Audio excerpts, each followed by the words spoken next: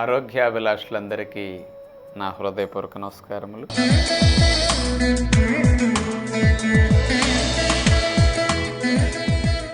ఈరోజు మనం నీరు చేసే మంచి పనులు ఏవో తెలుసుకోబోతున్నాం. మన శరీరములో 70% నీరు ఉంటుంది, 30% పదార్థం ఉంది. ఈ ప్రకృతిలో 3/4 నీరు, 1 వంతు భూమిలాగా 75 కేజీలు బరువు మీరుంటే సుమారు 45 లీటర్ల నీళ్లు మీ లోపల ఉంటాయన్నమాట. మరి అంత నీరు ఎందుకు అంటే, మరి నీటి సమక్షంలో అన్ని పనులు జరుగుతూ ఉంటాయి. అందుకని నీరు జీవనాధారం, ప్రాణాధారం. మరి మన శరీరంలో నీరు అంత ఎక్కువ ఉంది కాబట్టి, పదార్థం తక్కువ ఉంది కాబట్టి, పదార్థానికి తక్కువ ప్రాముఖ్యత ఇచ్చి తినాలి. పదార్థానికంటే నీటికి ఎక్కువ ప్రాముఖ్యత ఇచ్చి మనం త్రాగాలి. మరి అలాంటి నీటిని మనం ఇంట్రెస్ట్ చూపక తక్కువగా నీళ్లు తాగుతున్నాం, పదార్థం ఎక్కువ తినేస్తున్నాం. శరీరం పదార్థం తక్కువ కోరుకు నీరు ఎక్కువ కోరుకుంటుంటే మనం నీరు తగ్గించి పదార్థాన్ని ఎక్కువ తినేస్తున్నాం. అవసరాలు తారుమారు చేసేస్తే ఆరోగ్యం తారుమారు అవుతుంది. మరి మనం కోల్పోతున్న ఆరోగ్యాన్ని తిరిగి పొందాలంటే మన కనీస అవసరాలని మనం బాగా అందించే ప్రయత్నం చేయాలి. అందుకని నీరు బాగా త్రాగితే మన లోపల ఎన్ని మంచి పనులు నీటి సమక్షంలో జరుగుతాయో చూడండి. మనం మంచినీళ్ళు బాగా త్రాగినప్పుడు శరీరంలో నీరు అనేది ఏమేం పనులు చేస్తూ ఉంటుంది. మీరు ఆహారం తినటానికి సంబంధమైన రుచిని తెలియచేయాలంటే లాలాజలం కావాలి. అంటే మీరు పదార్థాన్ని తినేటప్పుడు లాలాజలం బాగా వస్తేనే రుచి బాగా తెలుస్తుంది. అది లేకపోతే రుచి తెలియదు. ఆహార పదార్థాల్లో ఉండే క్రిముల్ని ప్రథమ దశలో చంపటానికి లాలాజలం ఉపయోగపడుతుంది. ఆ లాలాజలంలో 98% నీరే. మీ శరీరంలో నీరు తగ్గినప్పుడు లాలాజలం తగ్గిపోతుంది. అందుకే నీటి వల్ల ప్రథమంగా ఇది ఒక లాభం. ఆహారాలు జరగటానికి మీకు నీరు ప్రధానంగా ఈ లాలాజలం రూపంలో ఉత్పత్తి ఉపయోగపడుతుంది అన్నమాట. పొట్టా ప్రేగుల అంచుల్లో జిగురు బాగా ఉత్పత్తి అయి యాసిడ్ల నుంచి రక్షణ కలిగించడానికి నీరు బాగా ఉపయోగపడుతుంది. అక్కడ ఆహారం అరిగించడానికి రోజుకు 3 లీటర్లన్న జీర్ణాది రసాలు ఉత్పత్తి అవుతూ ఉంటాయి పొట్టా ప్రేగుల్లో. ఆ జీర్ణాది రసాలు తయారవ్వాలంటే నీరు కావాలి. ఆహార పదార్థాలు అరిగిన తర్వాత ఈ సారాన్ని మోసుకు వెళ్ళాలంటే నీరే మోసుకెళ్తుంది అన్నమాట లోపలికి. అందుకని ప్రయాణానికి నీరు కావాలి, రాకపోకలకి. మరి రక్తం పల్చగా ఉండి రక్త ప్రయాణం సాఫీగా జరగాలంటే ప్రధానంగా రక్తం చిక్కబడకుండా ఉండటానికి, రక్తం గెడ్ల కట్టకుండా ఉండటానికి నీరు ఆధారం. అందుకని నీటి వల్ల ఈ లాభం బ్లడ్కి వస్తూ ఉంటుంది. మరి మన ఆహార పదార్థాలు శక్తిగా ఉత్పత్తిగా మారాలి అంటే ఆ మారినప్పుడు కొన్ని వ్యర్థాలు విడుదలవుతాయి. ఆ వ్యర్థ పదార్థాలని కణము లోపల నుంచి మూత్రం రూపంలో బయటకు తీసుకురావాలన్నా, చెమట రూపంలో బయటకు తీసుకురావాలన్నా, మల రూపంలో బయటకు తీసుకెళ్ళాలన్నా నీరే కావాలి.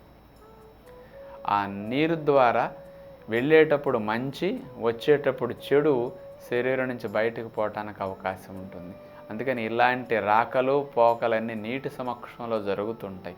నీరు సరిగా త్రాగరనుకోండి, ఈ పనులు సరిగా జరగవు. ప్రధానంగా మనం నీరు చేసే పని చూస్తే బాడీలో టెంపరేచర్ మెయింటెనెన్స్ అన్నమాట. 98.4 టెంపరేచర్ మనకి ఉండాలి కదా, ఫారెన్ హీట్. మరి ఈ టెంపరేచర్ అంతే ఉండాలి. నీరేం చేస్తుంది, కణాల్లో ఈ టెంపరేచర్ అంతకంటే పెరగకుండా కణాల్లో కూలింగ్ ఇస్తూ ఉంటుంది. ఎలా అంటే రేడియేటర్లో నీళ్లు ఇంజిన్ వేడెక్కకుండా ఇంజిన్కి కూలింగ్ ఎలా ఇస్తూ ఉంటాయి, సేమ్ అంతే మన కణజాలంలో వాటర్ టెంపరేచర్ మెయింటెనెన్స్కి రేడియేటర్లో నీళ్ళలాగా ఉపయోగపడుతూ ఉంటాయి అన్నమాట. ఈ లాభం దానివల్ల ప్రధానంగా జరుగుతూ ఉంటుంది. అట్లాగే ముఖ్యంగా ఈ నీరు మీకు ప్రేగుల్లో వేడిని చల్లార్చటానికి, ఊపిరితిత్తుల్లో వేడిని చల్లార్చటానికి రోజు ఆవిరవుతూ అక్కడ కూలింగ్ ఇస్తూ చక్కగా మెకానిజం నడుపుతూ ఉంటాయి. అందుకని నిరంతరం మన నీరు ఈ ప్రేగుల్లోనూ, ముఖ్యంగా ఈ ఊపిరితిత్తుల్లోనూ సుమారుగా ఒక 1/2 లీటర్ నీరు ఆవిరైపోతూ ఉంటుంది. టెంపరేచర్ మెయింటెనెన్స్ కోసం అనమాట. ఈ 2 భాగాల్లో అలా అవసరం పడుతూ ఉంటుందన్నమాట. మరి నీరు బాగా త్రాగటం వల్ల ఎండ నుంచి, వాతావరణ పరిస్థితుల నుంచి మీ చర్మం రక్షించుకోవటానికి నీరే ఆధారం. పొయ్యి దగ్గర, కొలిమిల దగ్గర, కొన్ని రకాలుగా బాయిలర్ల దగ్గర, ఐ హీట్ దగ్గర పనిచేస్తూ ఉంటారు.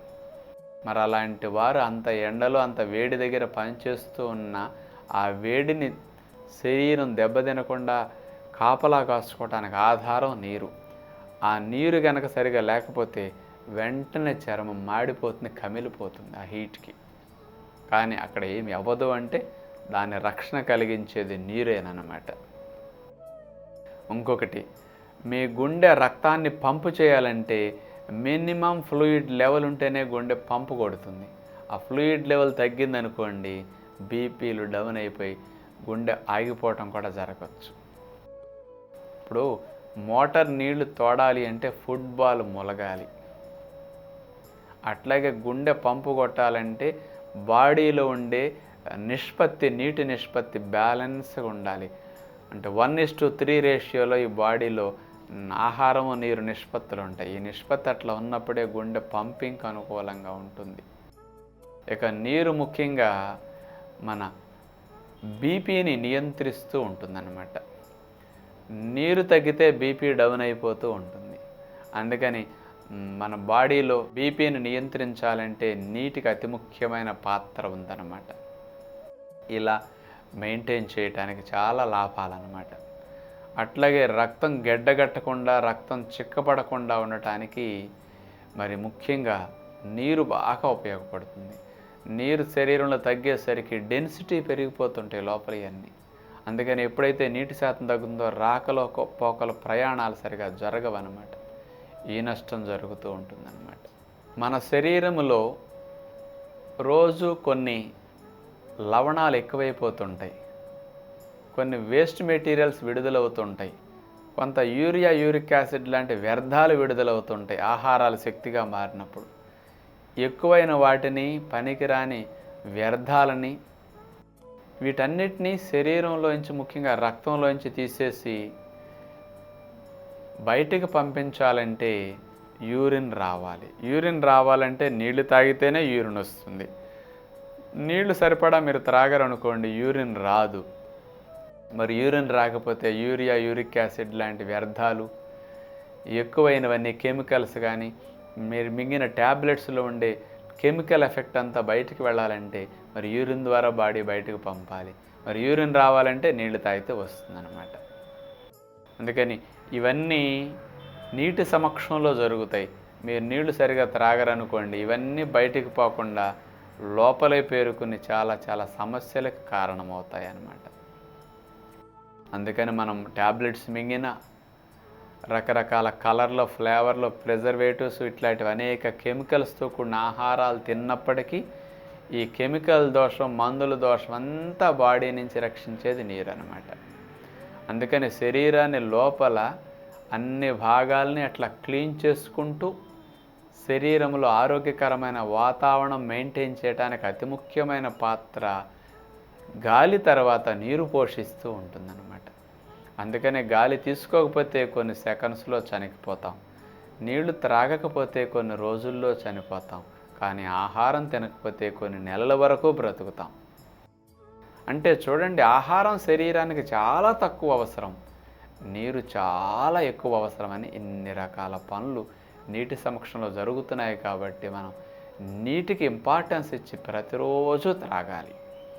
అందుకని రోజు ఎంత తిన్నామా, ఎన్నిసార్లు తిందామా అనే ఆలోచన కంటే ఎన్ని నీళ్లు త్రాగామా, ఇంకెన్ని త్రాగలేదు, ఇంకెప్పుడు త్రాగుదామా అనే ఆలోచన మీరు చేస్తే ఆరోగ్యాన్ని పొందటానికి ఇది ఒక మంచి అవకాశంగా మీరు అర్థం చేసుకుంటారని మీ అందరికీ విజ్ఞప్తి చేస్తూ, అందుకని ప్రతిరోజు మనం 4 లీటర్లు 5 లీటర్ల నీరు క్రమం తప్పకుండా త్రాగుతుంటే శరీరానికి నీటి అవసరాలు సవ్యంగా అందుతాయన్నమాట.